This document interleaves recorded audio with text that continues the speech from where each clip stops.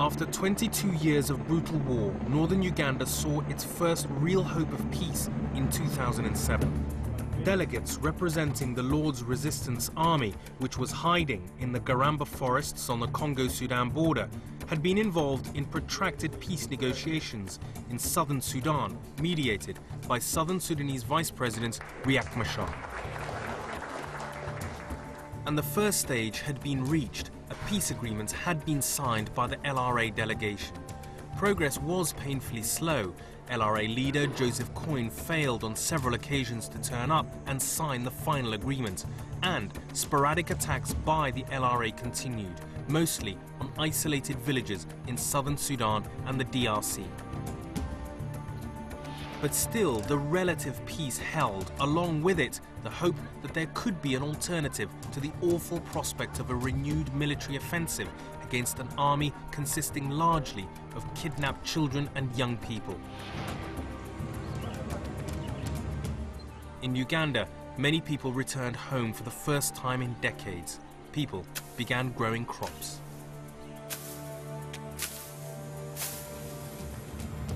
But it was not to last. On December the 14th, 2008, the UPDF launched a massive surprise assault on the LRA in the Congo.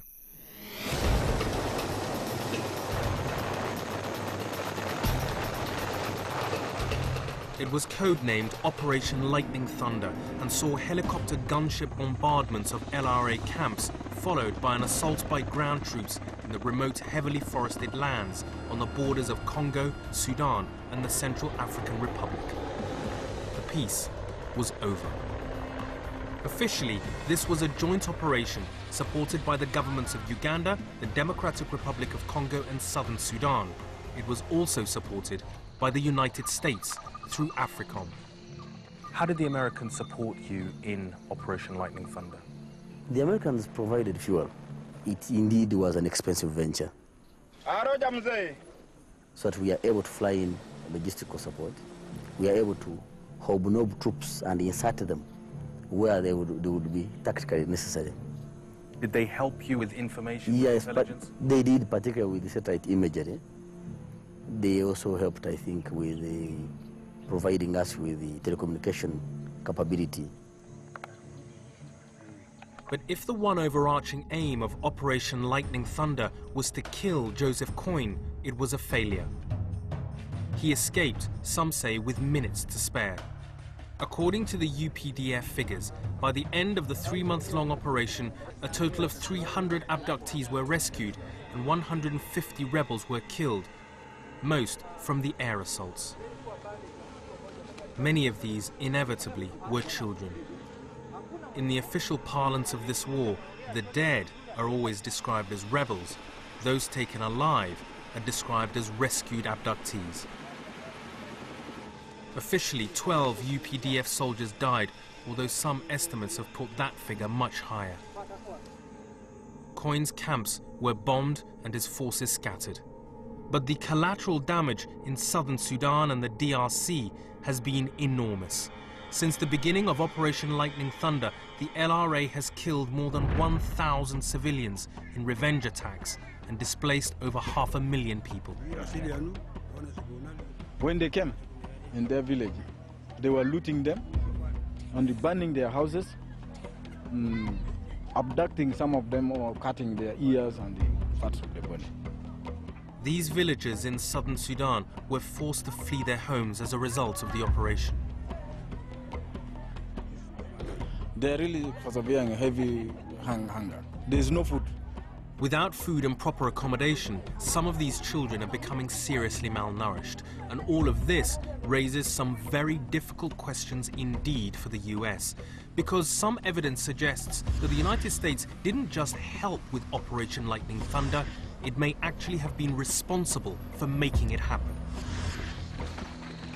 The operation, which lasted for several months and perhaps longer, was officially announced as a joint operation sanctioned by President Salva Kiir of southern Sudan, President Kabila of the DRC, and President Museveni of Uganda. The President Museveni had lots of consultations with his friend Salva Kiir, who came on board definitely because the LRA were a threat to him just as much as LRA is a threat to Uganda.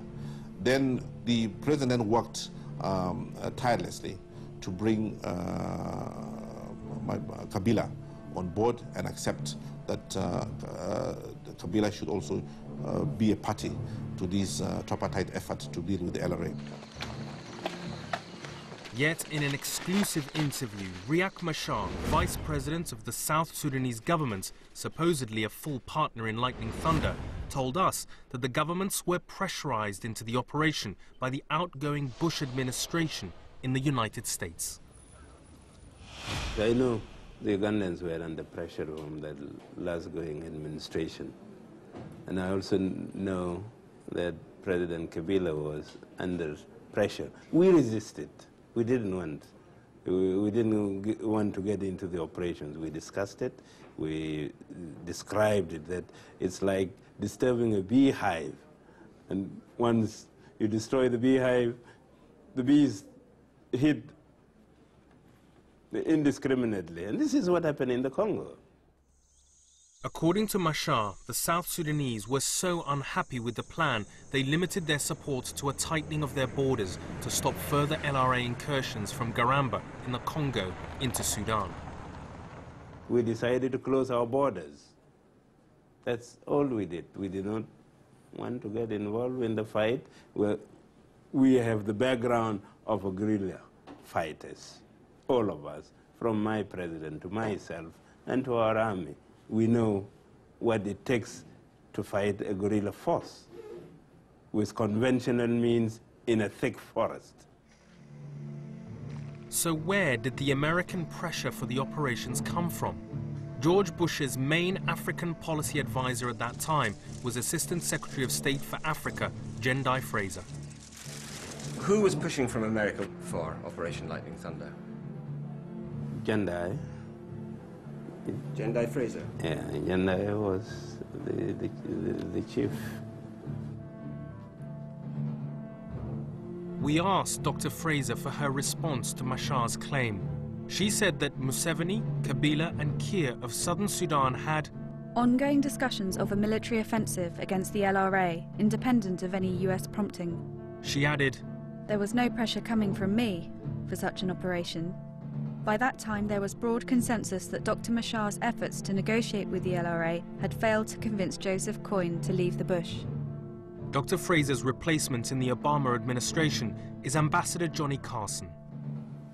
We've been told by our sources that, and it was quite clear, that the United States authorities at that time were involved in Operation Lightning Thunder and, in fact, pushed for it. Well, I don't know whether that's the case. I don't want to comment on what others were engaged in doing. Was Lightning Thunder a success? It was. I think the LRA now do not have the capacity to cause the kind of mayhem that it used to do, not only in Uganda, but even in the DRC.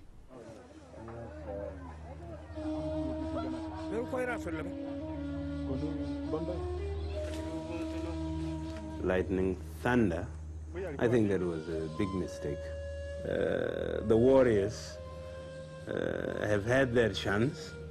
Maybe let the peacemakers come back to resolve this now. The problem is, it may now be too late to resurrect the peace process in Uganda.